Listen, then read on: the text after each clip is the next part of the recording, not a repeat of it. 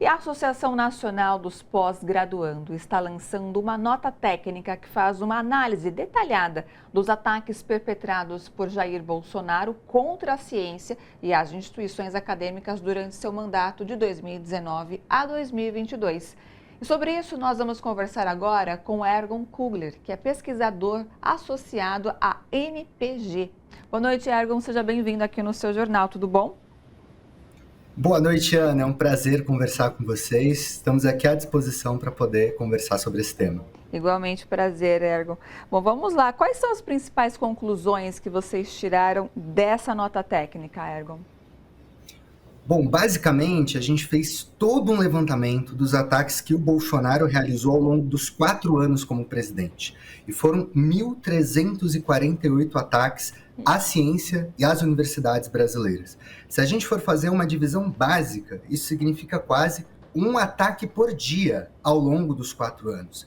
E para muito além da manchete, que às vezes a gente percebe ali esses ataques ocorrendo, a gente está falando disso reverberar diminuição de investimentos nas universidades, reverberando na violência no ambiente, seja escolar, seja universitário, no descrédito à ciência, né? Então, a principal reflexão que a gente traz é sobre a quantidade de ataques que o Bolsonaro realizou, mas mais do que isso, ataques contínuos, periódicos ao longo dos 4 anos da presidência. Quase todos os dias, para não dizer todos os dias, né, Ergon? Enquanto ele esteve aí diante da presidência. Perfeito. Os principais ataques, inclusive, que a gente mapeou foram naquele período da pandemia, né? A gente ouvia falar sobre as teses negacionistas contra a vacina, a gente ouvia falar sobre a história do tratamento precoce, né? Segundo o levantamento que a gente fez, só na defesa do tratamento precoce foram mais de 590 vezes que ele trouxe a defesa do tratamento precoce atacando a ciência. O negacionismo contra as vacinas, por exemplo, foram mais de 260 vezes que ao longo ali da pandemia ele criticou as vacinas, disse que elas não teriam efeito nenhum, né? Então, o efeito prático que a gente vê na sociedade são pessoas, às vezes, desacreditadas. Não à toa, os últimos levantamentos do Ministério da Saúde mostram uma queda brusca nos índices de vacinação. Então, percebam uma coisa, aquilo que a gente acha que é só fake news, que fica no ambiente digital, que é só post de internet, quando propagado por um presidente da República, quase que uma vez por dia, desmoralizando a ciência, desmoralizando as universidades, desmoralizando a pesquisa, ou o próprio caso das vacinas ao longo da pandemia, significa impactos reais nas nossas vidas. Significam, por exemplo, queda nos índices de vacinação.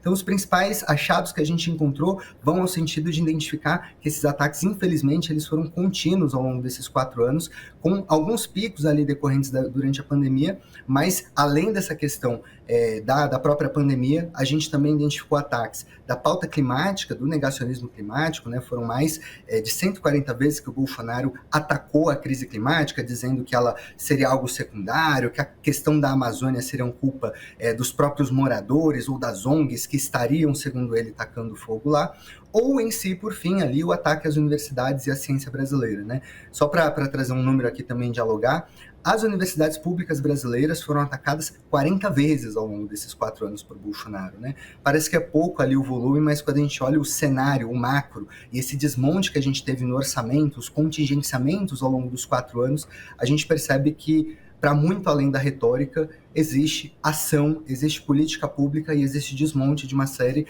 de políticas que a gente viu sendo desenvolvida ao longo dos últimos anos e das últimas décadas. Ou seja, partimos da questão do tratamento precoce, né, quando ele levantou a bandeira da cloroquina e até mesmo a negação sobre o que estava acontecendo com o clima.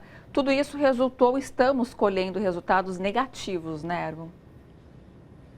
Perfeitamente, né? A Associação Nacional dos Pós-Graduandos, ela tem feito uma mobilização constante, não só na pandemia, mas ao longo de todas as 2 últimas e 3 gestões que a gente passou, principalmente por esse negacionismo científico cada vez maior, no esforço de divulgar a ciência, de conseguir mostrar qual é o papel da ciência no nosso dia a dia. Segundo o levantamento que a gente coordenou, inclusive na USP, a gente identificou mais de 3.075 iniciativas que ajudaram a enfrentar a pandemia, seja a nível de orientação para tratamentos, seguindo as regras, inclusive, do SUS, seja a nível de protocolos adequados, seja a nível de auxiliar pessoas com dependências socioemocionais, enfim. A NPG mapeou mais de 3 mil iniciativas que as universidades públicas realizaram ali ao longo da pandemia, mas, ao mesmo tempo, a gente teve todos esses ataques direcionados às universidades públicas. Parece que quanto mais as universidades públicas fizeram, mais a gente teve ataques ali do Bolsonaro, não só na questão da pandemia em si, mas desmoralizando a própria pesquisa, né?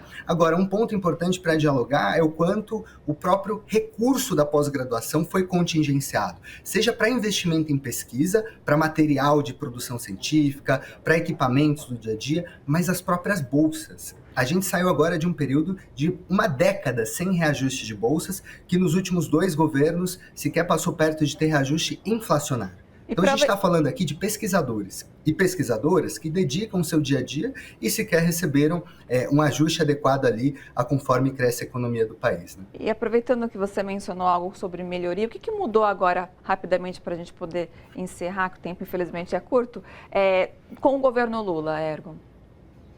Bom, nós da Associação Nacional de Pós-Graduando temos contribuído intensamente no diálogo com o CNPq e com a CAPES nos reajustes das bolsas, né? A gente teve agora recente um reajuste de mais de 40% nas bolsas de pós-graduação, para mestrado e doutorado.